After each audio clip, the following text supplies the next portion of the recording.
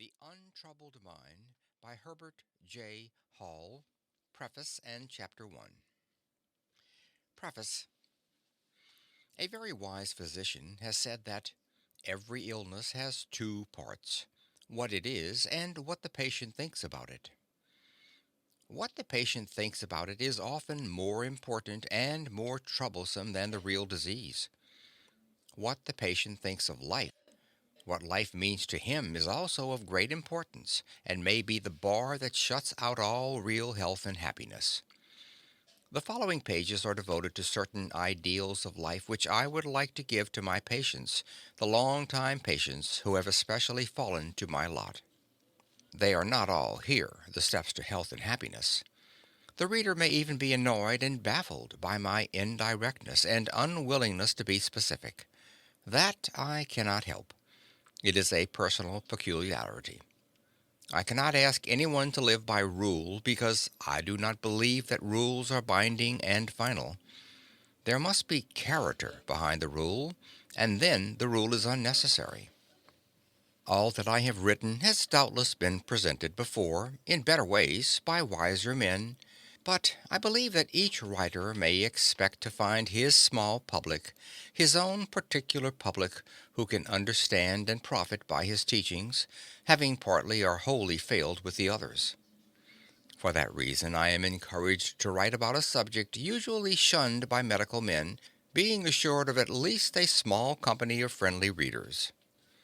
I am grateful to a number of friends and patients who have read the manuscript of the following chapters. These reviewers have been frank and kind and very helpful. I am particularly indebted to Dr. Richard C. Cabot, who has given me much valuable assistance. Chapter 1.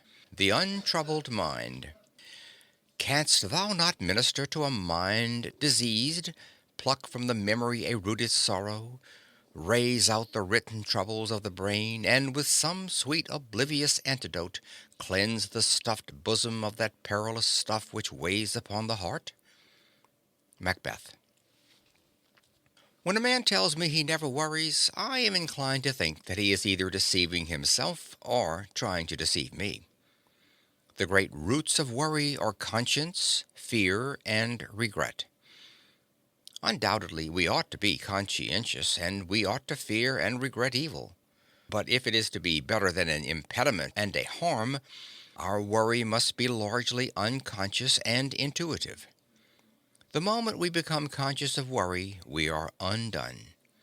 Fortunately, or unfortunately, we cannot leave conscience to its own devices unless our lives are big enough and fine enough to warrant such a course.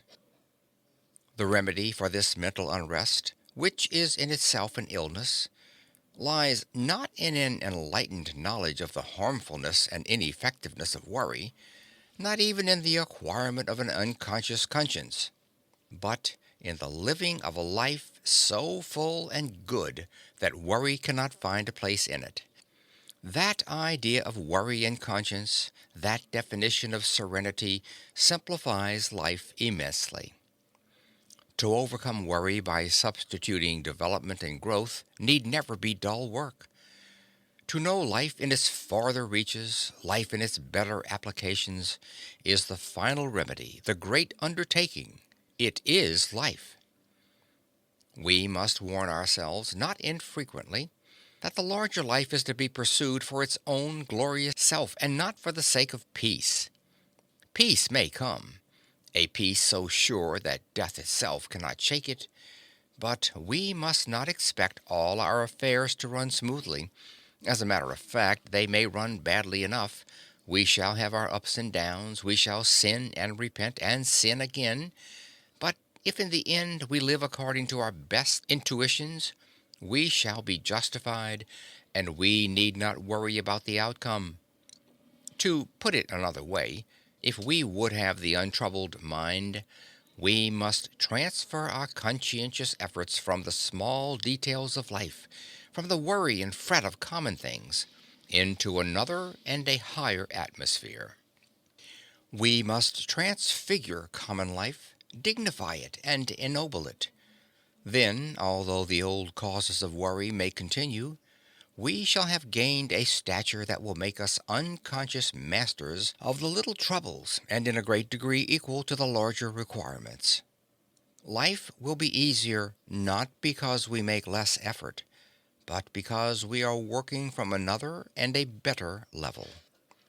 If such a change, and it would be a change for most of us, could come about instantly, in a flash of revelation, that would be ideal.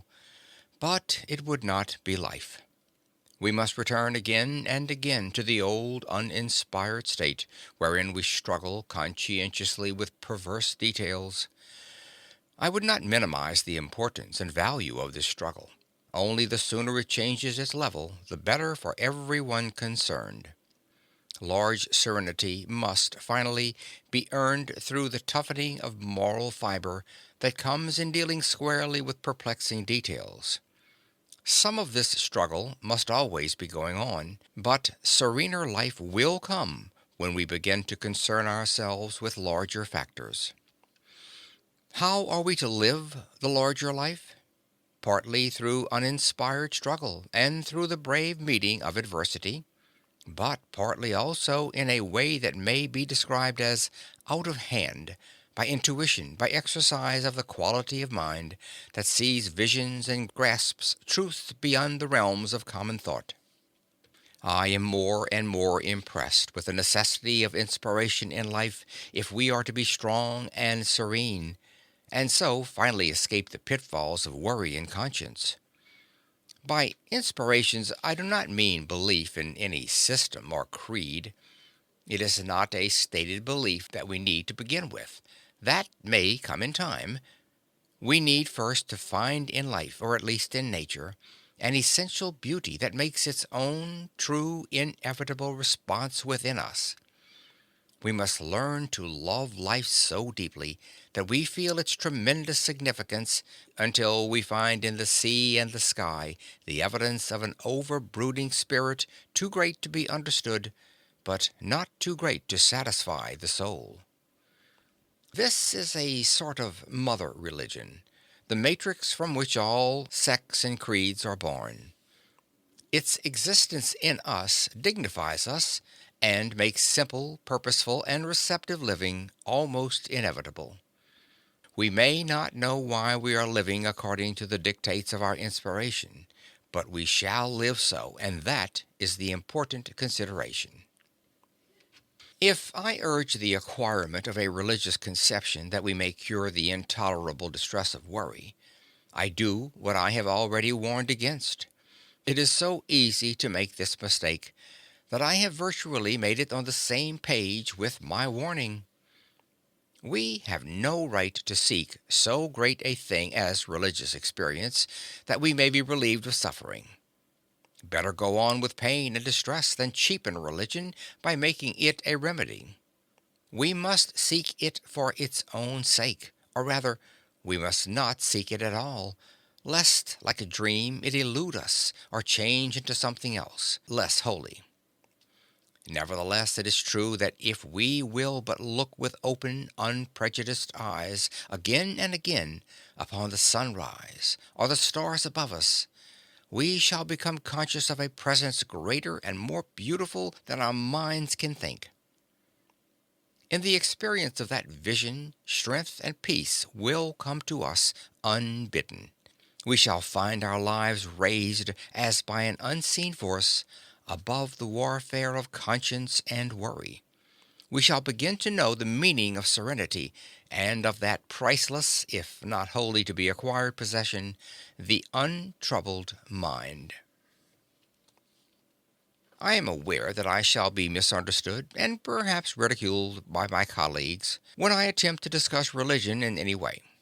Theology is a field in which I have had no training, but that is the very reason why I dare write of it. I do not even assume that there is a God in the traditional sense. The idea is too great to be made concrete and literal. No single fact of nature can be fully understood by our finite minds. But I do feel vaguely that the laws that compass us and make our lives possible point always on, beyond the realms of time and space, toward the existence of a mighty overruling spirit. If this is a cold and inadequate conception of God, it is at least one that can be held by any man without compromise. The modern mind is apt to fail of religious understanding and support because of the arbitrary interpretations of religion which are presented for our acceptance. It is what men say about religion, rather than religion itself, that repels us. Let us think it out for ourselves. If we are open to a simple, even primitive, conception of God, we may still repudiate the creeds and doctrines, but we are likely to become more tolerant of those who find them true and good. We shall be likely, in time, to find the religion of Christ understandable and acceptable, warm and quick with life. The man who ungrudgingly opens his heart to the God of nature will be religious in the simplest possible sense. He may worry because of the things he cannot altogether understand, and because he falls so far short of the implied ideal, but he will have enlarged his life so much that the common worries will find little room. He will be too full of the joy of living to spend much conscious thought in worry. Such a man will realize that he cannot afford to spend his time and strength in regretting his past mistakes. There is too much in the future. What he does in the future, not what he has failed to do in the past, will determine the quality of his life. He knows this, and the knowledge sends him into that future with courage and with strength. Finally, in some indefinable way, character will become more important to him than physical health even. Illness is half compensated when a man realizes that it is not what he accomplishes in the world, but what he is that really counts, which puts him in touch with the creative forces of God and raises him out of the aimless and ordinary into a life of inspiration and joy. End of section 1.